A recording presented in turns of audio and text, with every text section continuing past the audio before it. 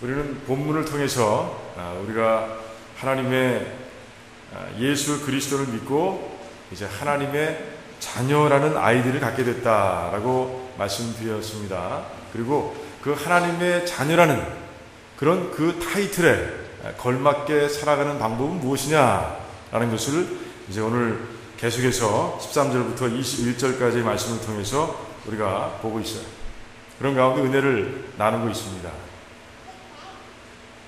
오늘은 17절 말씀, 이 한 절에 들어가 있는 말씀을 통해서 우리가 어떻게 살아가야 되는가, 하나님의 자녀로서 우리가 어떻게 살아야 되는가 하는 것을 우리가 이제 보고자 합니다. 자, 오늘 말씀을 가만히 보면 하나님의 두 다른 면을 우리가 발견하게 됩니다. 오늘 한 면을 보면, 가만히 보면 이제 이 땅에 육신의 어머니가 가지고 계신 그 사랑, 그 사랑하시는 하나님으로서의 모습이 오늘 말씀 가운데 담겨 있는 것을 보게 됩니다. 자, 어떤 부분이 그런가 여러분 한번 보시겠어요? 잘 보이지 않죠? 하나님의 한 면만 강조되고 있는 것 같지 않습니까? 그런데 이 원문을 가만히 보면 굉장히 중요한 것을 발견하게 됩니다. 너희가 아버지라 부른즉, 이런 표현이 있습니다. 아버지라 부른즉 아무 뜻이 없는 것 같습니다. 그냥 아버지를 부른다, 아버지이기 때문에 부르나 보다, 이렇게 생각할 수가 있습니다. 그런데 이 말씀을 가만히 보면 이 부른다라는 단어의 원어의 뜻을 가만히 들여다보면, 아, 그래, 하나님이 이러신 분이지 라는 것을 우리가 깨닫게 됩니다. 이 부른다라는 원어의 뜻은요, 원래 도움을 위해 그분을 부른다라는 뜻이에요. 내가 도움을 청하기 위해서 그분을 부른다라는 뜻입니다. 그러니까 간청한다는 뜻을 담고 있습니다.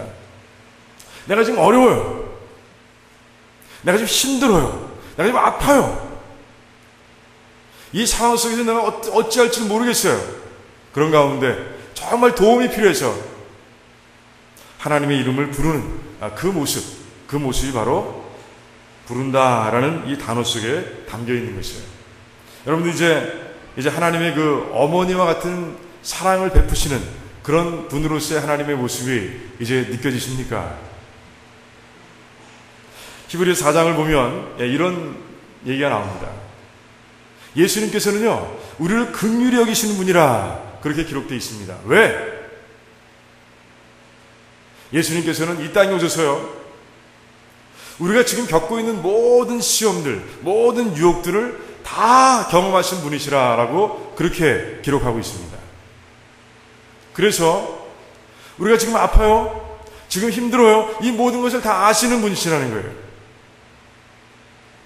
그래서 우리가 어렵고 힘들 때마다 이제 우리를 사랑으로 붙잡아 주시고 도와주시고 인도해 주시는 분이 바로 하나님이시다라고 히브리서 4장은 증거하고 있습니다. 그런 가운데 멋진 말이 나옵니다. 너희들이 정말 하나님을 필요로 하느냐, 하나님의 은혜를 필요로 하는 때냐, 그렇다면 너희들이 하나님의 은혜의 보좌 앞에 담대히 나와서 기도하라 라고 이렇게 기록되어 있어요. 바로 이 모습이에요. 너희가 하나님을 아버지라 부른즉 바로 이 뜻입니다. 너희가 정말 어렵고 힘든 일들이 많아서 하나님 앞에 나와서 그 도움을 바라며 기도하듯이, 이런 뜻이에요. 하나님은 분명히 사랑이신 것을 오늘 말씀 가운데서 우리가 보게 되는 것이에요. 여러분들은 어려움이 있을 때 누구에게 가십니까? 힘든 일이 있을 때 어디에 가십니까? 하나님 아버지께서 계신 자리에 나와야 되는 것이에요. 그분께 기도하면 되는 거예요. 여러분들 그렇게 어려울 때마다 다른 데 가지 마시고 정말 어머니의 사랑처럼 그 크신 사랑으로 우리를 기다리고 계신 그 하나님께 나와서 그 어려움을 다 터놓아 놓으시고 기도하시기 바랍니다. 그러면 하나님께서 그 기도를 다 이루어 주십니다. 이 하나님의 어머니의 모습으로서의 하나님을 이제 이 말씀 17절 가운데서 분명하게 증거하고 계신 거예요.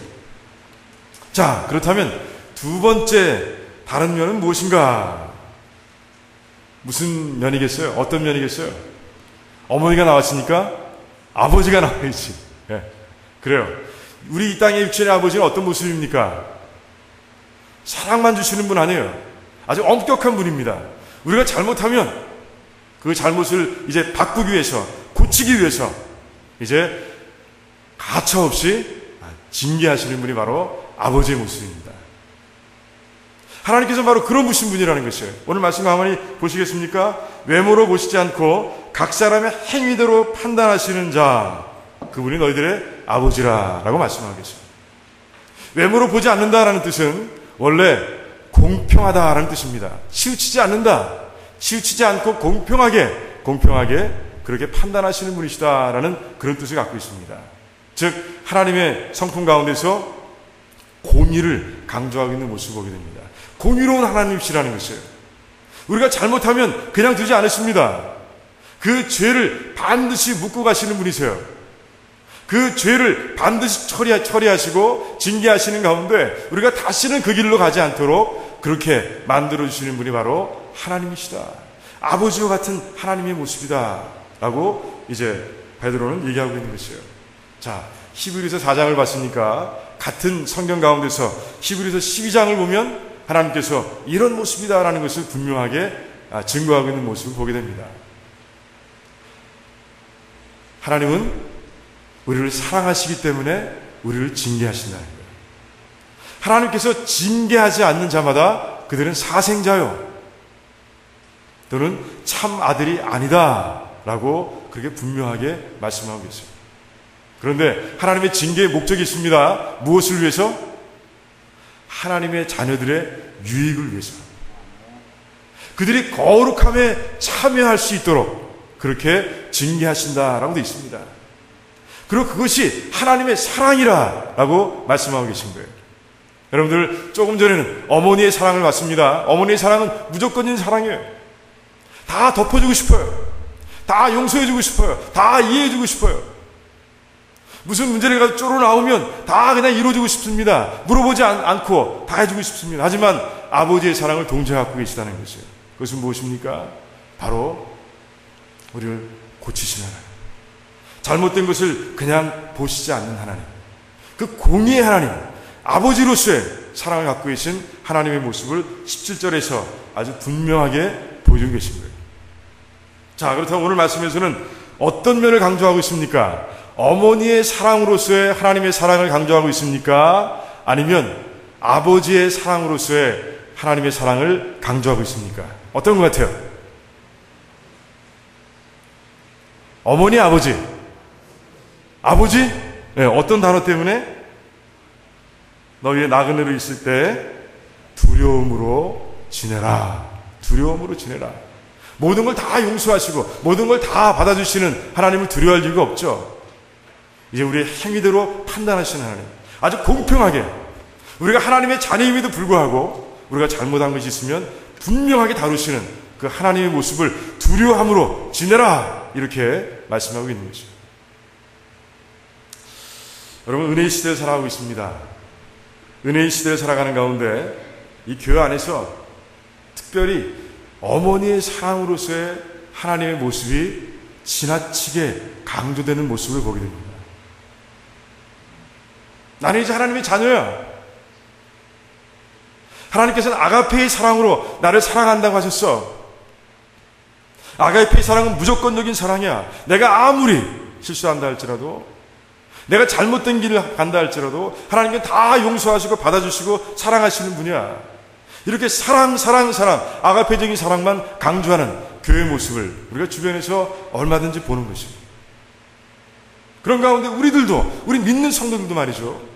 그런 하나님만 강조하고 거기에 집착하는 가운데 이 아버지의 사랑을 가진 그런 하나님의 모습을 우리가 제대로 발견하지 못하고 살아갈 때가 많다는 것이죠. 하나님의 어머니의 사랑에만 집착할 때 우리는 어떤 자녀들이 되느냐?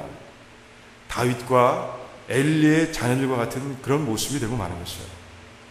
왜 제가 다윗과 엘리의 단어를 그 사람들을 드러냈느냐? 그들이 바로 그런 사람들이었어요.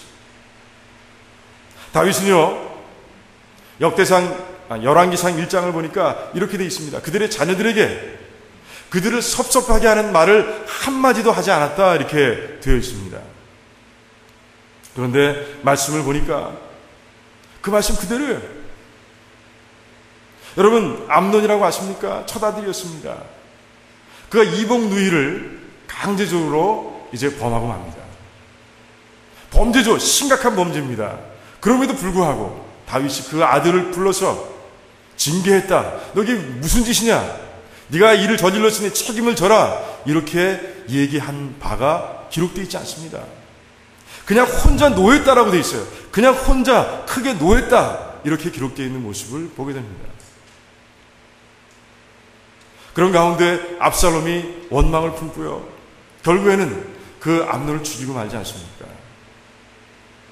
그런데도요, 그 큰아들을 죽인 압살롬 그 아들임에도 불구하고 다윗은요, 그를 그리워하는 것이에요. 그 도망간 아들을 그리워하는 거예요. 그리고 그가 돌아왔을 때 한마디 징계도 하지 않고 그냥 받아주는 그런 다윗의 모습을 보게 됩니다. 압살롬이 반란을 일으킵니다. 아버지의 왕권을 찬탈하겠다고 반란을 일으킵니다.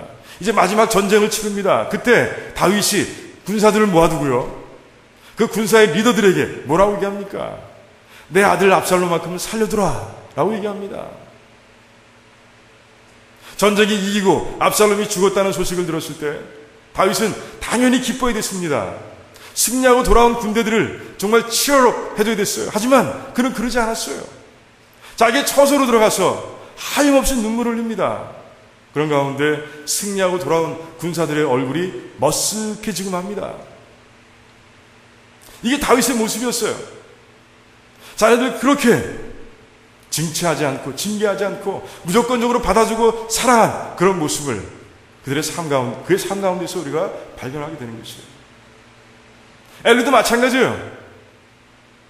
홈리와 비느하스 얼마나 못됐습니까? 하나님의 전에서 수종드는 자들, 그 여인들을 범하고요, 또 하나님께 드려야 할 그 예물을 지가 먼저 먹는 그런 모습, 그것도 가장 살진 부분으로 먹는 그런 모습을 우리가 보게 되는 것이에요. 하지만 엘리는요, 정말 무서운 아버지의 모습으로 징계하지 않습니다. 사정합니다. 자녀들에게 사정하는 것이에요. 그러지 말라고. 그런 가운데 이제 하나님께서 엘리에게 2번 말씀하시는 거예요. 그들이 사망의 길을 감에도 불구하고 네가 그를 막지 않았다라고 엘리에게 말씀하십니다. 그들이 사망의 길을 가는데 네가 아버지로서 막지 않았다. 나보다 자녀를 사랑하는 너의 모습 때문에 내가 너의 가정을 치료해야 되겠다라고 하나님께서 말씀해 주십니다.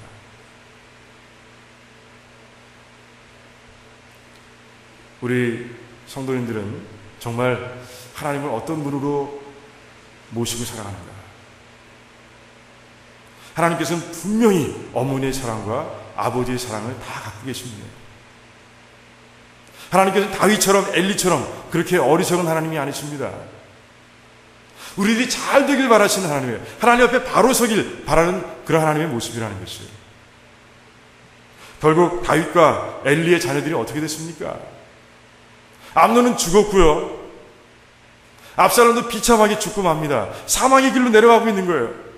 다윗이 징계했다면, 다윗이 그들의 잘못된 길을 바로 잡아줬다면 어땠을까 하는 생각을 해보게 됩니다. 엘리의 자녀도 마찬가지예요. 그 홈리와 비느하스가 전쟁터에 나가서 처참하게 죽고 맙니다. 사망의 길을 가고 만 것이에요. 그 징계가 없어서, 아버지로서의 징계가 없었기에 그런 처참한 가운데서 죽고 마는 것이에요.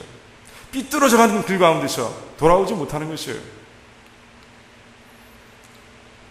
하나님의 징계는 하나님의 사랑의 다른 측면입니다. 우리 하나님께서 이제 여러분들을 정말 아버지의 사랑으로 다루실 때가 분명히 있는 것이에요. 전 어렸을 때 그런 기억이 많이 있습니다. 저희 아버님이 굉장히 엄격하신 분이었어요. 그래서 잘 놀다가도 이제 집에 돌아올 때쯤 되면은 이제 생각을 정리하는 거예요. 야, 이거 아버지한테 잘못 혼날 일은 하지 않았나? 칭찬받을 일은 뭐지? 이렇게 생각을 정리하고 집에 갑니다. 놀 땐 정신없어요. 그래서 집에 돌아갈 때쯤 되면 그 생각이 드는 거예요. 한 번은 학교에서 우리 친구들하고 연필 따먹기 했어요. 그거 아세요? 연필 따먹기라는 거? 네. 책상에서 금고 놓고 탁 쳐서 상대방의 연필이 떨어지면 그거 내 거예요. 처음엔 잘 했는데 나중엔 다 잃었습니다. 필통이 빈 것처럼 제 마음도 비었습니다. 근데 집에 오는데 제일 먼저 생각나는 게 누구예요? 아버지가 생각나는 거예요. 자, 그 다음부터 제가 연필 따먹기 했겠습니까? 안 했겠습니까? 아버지께 혼나고, 그 다음부터는 절대로 연필 따먹기는 하지 않았습니다. 그래요. 지금 오늘 뭐라고 하십니까? 너희들이 나그네로 있을 때를 두려움으로 지내라 라고 얘기했습니다. 여러분들 이제 어디로 돌아가는 사람들이에요? 아버지 하나님이 계신 본향으로 돌아가는 사람들이에요. 그 집을 향해 가면서 생각을 한번 정리해 보시기 바랍니다. 그곳에 어머니의 사랑을 가진 아버지도 계시지만, 하나님도 계시지만, 아버지의 사랑도 가지신 하나님도 계신 거예요. 이제 주님을 만날 때 그 하나님 앞에서 우리는 이제 상급을 결정합니다. 구원 받았죠. 하지만 그 앞에서 내가 한 행위에 따라서 이제 상급을 나누는 그때가 온다는 것이에요. 여러분들은 그때 어떤 상급을 받을 수 있겠습니까? 이제 나그네로 살아가면서 본향을 향해서 그 아버지를 향해서 달려가는 자녀의 모습으로 여러분들을 이 때를 두려움으로 지내시기 바랍니다. 그래서 하나님께서 원하지 않는 삶들, 하나님께서 원하지 않는 것들은 그 행위들을 하지 않고 정말 거룩하게 살기 위해서 최선을 다하는 모습, 그런 모습으로 이 땅을 살아가는 그런 여러분들이 다 되시기를 주님의 이름으로 축원드립니다. 기도하겠습니다.